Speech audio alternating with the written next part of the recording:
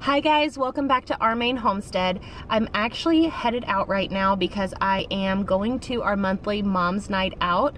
It's something that a lot of my local lady friends, and when I say local, we are from just about everywhere you can think of in northern Maine, so we all come together once a month to just hang out, have some good friend time, eat some good food, drink some good drinks, have great conversation.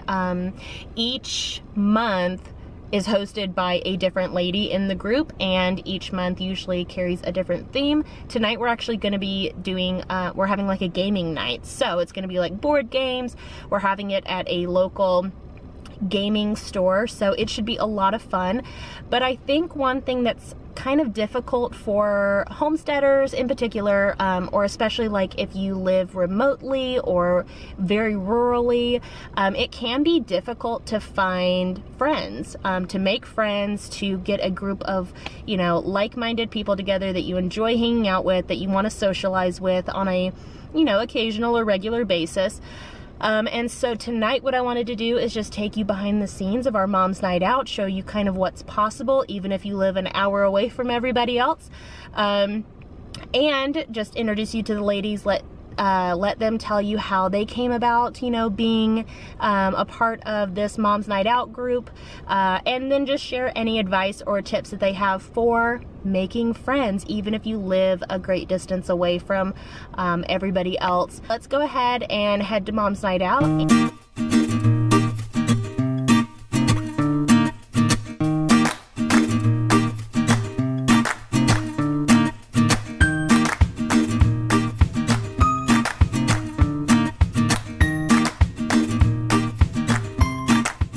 So I picked up my sister. She just lives a couple miles down the road from me, so I picked her up. She's going with me to Mom's Night Out.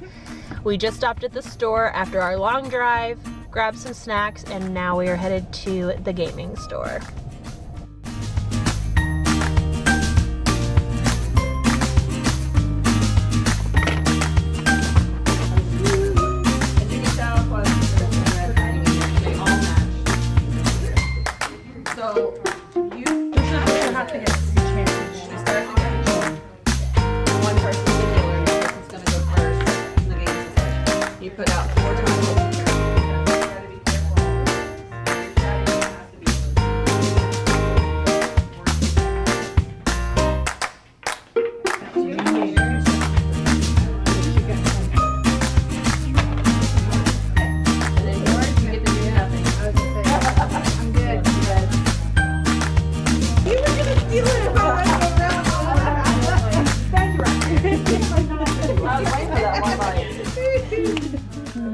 When I was thinking about your topic, that 3 years ago we started this Mom's Night Out.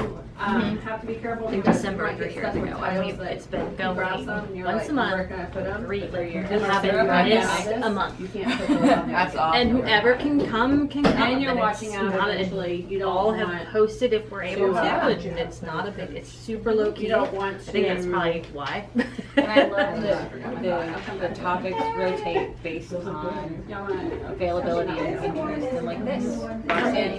I brought her a plate over for the last The hardest Mom's Night. We did the Galentine's in the apartment downtown, and walked the plate over for her, and we both made something she could eat. Brought it to her for dinner, and she's like, "Hey, so a lot of people are, you're going to be gathering those up now because they might come up very short. Because what happens is while we're playing, let's do that." This is my 4th winter.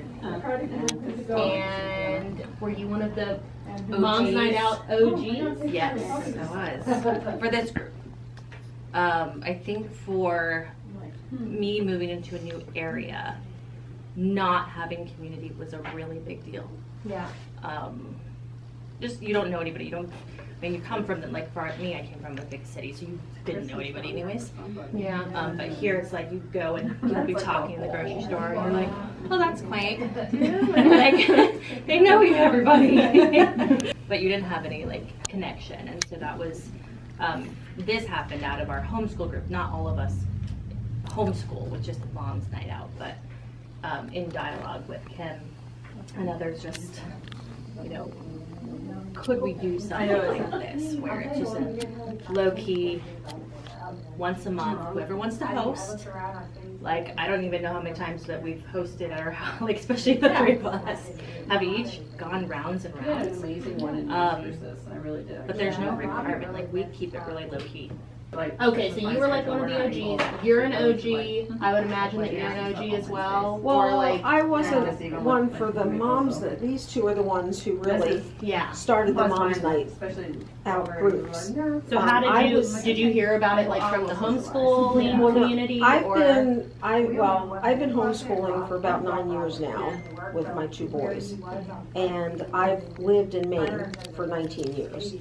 So I was with the homeschool group before Kelly or Kim came to Maine. But it sounds like the homeschooling community is a big factor on like how you guys all came together and made the Moms That Night is Out our happen. yeah. And That was our original. Do you guys have any advice for anybody that lives like very remotely or rurally that wants kind of a social community, and how Start would it they yourself. find it? Start it yourself. Yeah, In the if rural there's communities, not- yeah. if it doesn't And then you exist. just think word Yep, of and then mouth, for social every media, horizontal because that's how I found Yeah, the social group media. with social media. I found her on Instagram. She invited me, and I was game. And you've reached out too. And you brought people Yeah, I've reach had- out through social Yep, media. And a lot of I invite a lot of people- people. And a lot of people who have come into the homeschool group have done so through the gym class. They've moved here and then found out, oh, there's a gym class. And a lot of them went on Facebook and said, hey, I'm new to the area. Is there anything, that kids can do? And I've always seen people as wonderful ones to jump on right away and tell them, hey, we do this, we do that. And so I think it's, if they're in the area, in this area, certainly. Which they is can like go. all of northern But if Maine. it's That's what I just- said. I was like, Yeah, I'm gonna hang out with literally. like local friends tonight. When I say local, I'm talking about like the entirety of northern Maine. 2 hours south and 2 hours Or north. Yeah. And that, Yeah. My local friend. Our local friends. We're all neighbors. But I definitely recommend that if you want to start any kind of social group, if you're looking for a community, No, but it was funny. especially with homesteaders, you already have a do-it-yourself mentality.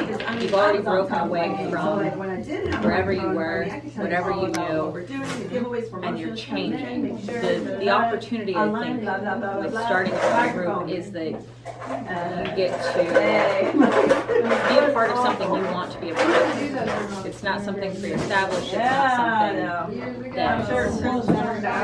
that you wouldn't necessarily be interested in. So for us, our commonality was homeschooling. But very quickly it became apparent that everybody in that group was not from Maine.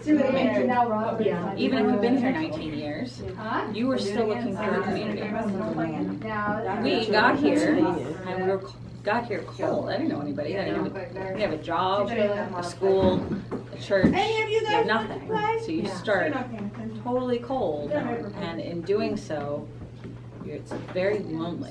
We had no friends, no family, no anything. So finding the gym class was incredible. Meeting those few people through the class, and then building those relationships with little snippets of conversation held over screaming children.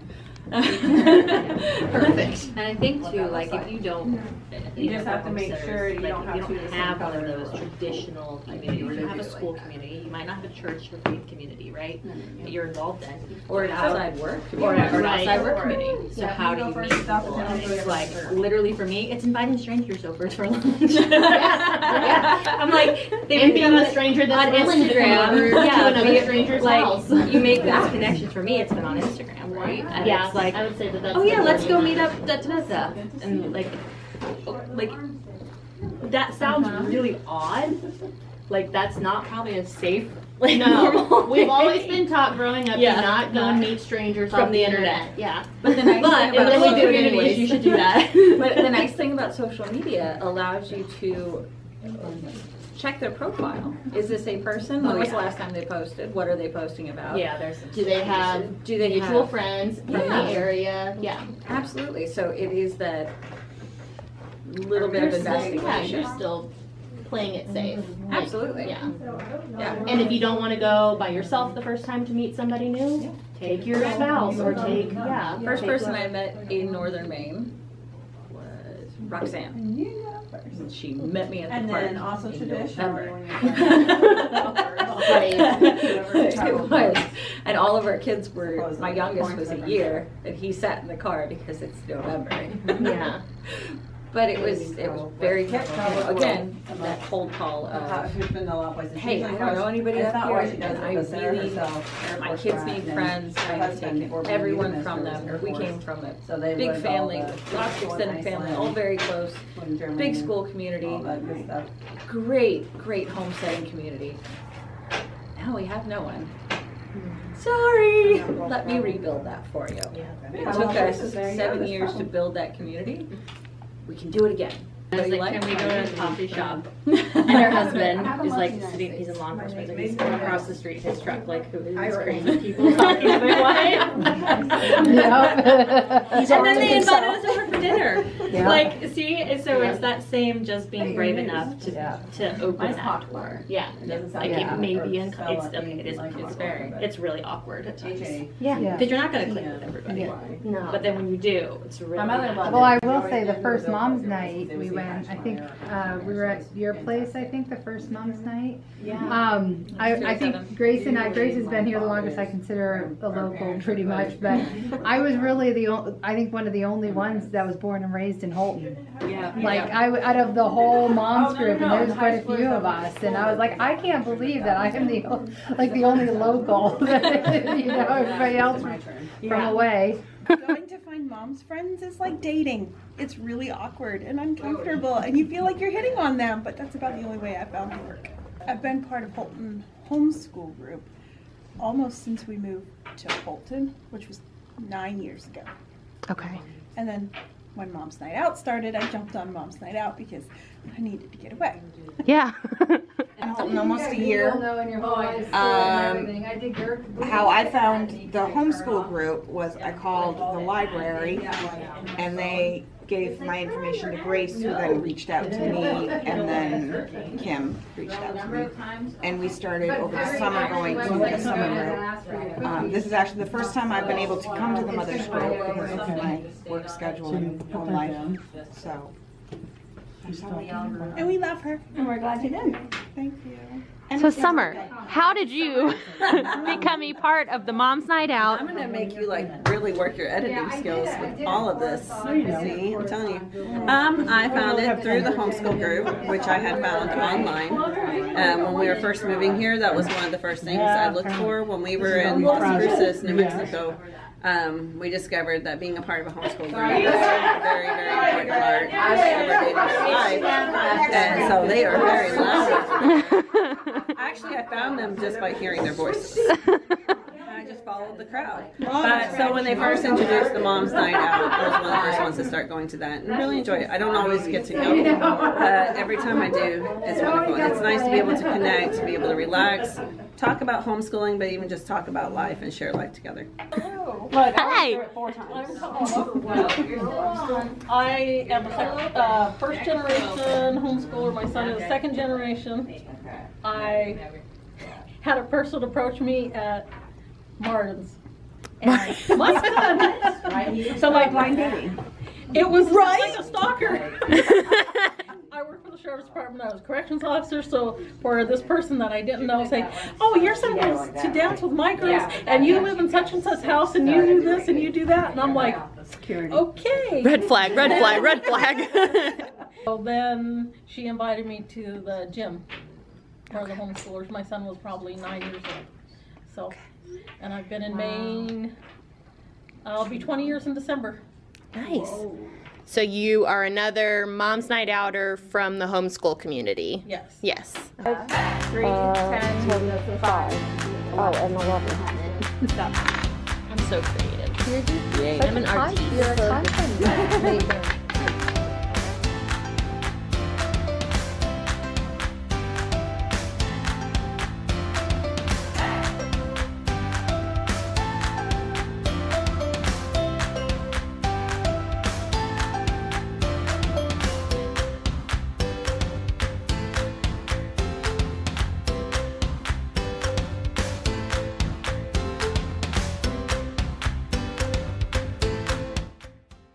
Good morning, everybody. So it is the morning after Mom's Night Out, and we had such a good time last night, and I really enjoyed listening to a lot of the ladies and all of the advice that they gave on how to find your tribe and make friends in a rural location. So I hope that you guys were able to take away some helpful tips, especially if it's a hesitation that you have for moving forward with any homesteading goals or relocation goals or something like that.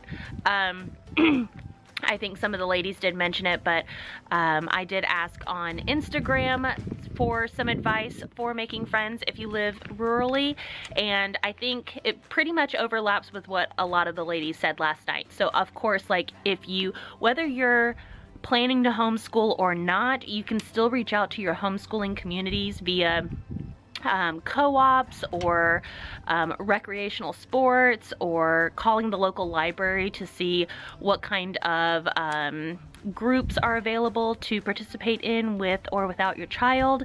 Obviously, you can find some friends if you have outside jobs from the homestead. And yeah, reach out on social media to people in your area and just plan a get together. Take the initiative and take that step to reach out to people that you feel like you have a lot of things in common with. So again, I hope this was helpful. If you have any tips or advice on making friends or finding that social aspect of life living out in the country or out in the sticks, be sure to drop it in the comments below. Don't forget to give this video a thumbs up, and don't forget to subscribe if you haven't already. So hope you enjoyed it, and I'll see you guys next time.